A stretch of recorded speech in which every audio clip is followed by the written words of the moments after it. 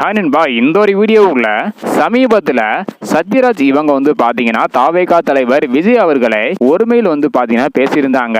Vijay sir அரசியலுக்கு வந்த பிறகு தொடர்ந்து பாத்தீங்கன்னா ஒவ்வொருத்தவங்களும் விஜய் சாரை விமர்சனம் பண்ணிட்டு வராங்க. அதிலும் குறிப்பாக சத்யராஜ் இவங்க பாத்தீங்கன்னா தொடர்ந்து விமர்சனம் பண்ணிட்டு வராங்க. இப்படிப்பட்ட சூழ்நிலையில தற்பொழுது சத்யராஜ் இவங்களோட மகனான சிபி இவங்க பாத்தீங்கன்னா விஜய் சாரோட ஸ்டைல்லையே பதிலடி கொடுத்துருக்காங்க.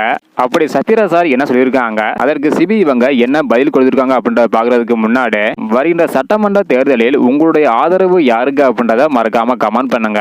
ஓகே அன்பா, வாங்க நகையான வீடியோக்குள்ள போகலாம். ஓகே அன்பா, ரீசெண்டா பாத்தீங்கன்னா சத்யராஜ் சார் இவங்க குறைந்த சம்பளம் வாங்கும் என்னையே உங்களால் ஈஸியாக பார்க்க முடியாது, அப்போது அதிக சம்பளம் வாங்கும் விஜய நீங்க எப்படி சந்திப்பீங்க அப்படின்றக்கான ஒரு கொஸ்டின் பாத்தீங்கன்னா எழுப்பியிருந்தாங்க. அது மட்டும் இல்லாம இன்னும் ஒரு சில விஷயங்களை விஜய் சாரை பற்றி விமர்சனம் பண்ணியிருந்தாங்க சத்யராஜ் சார் இவங்க.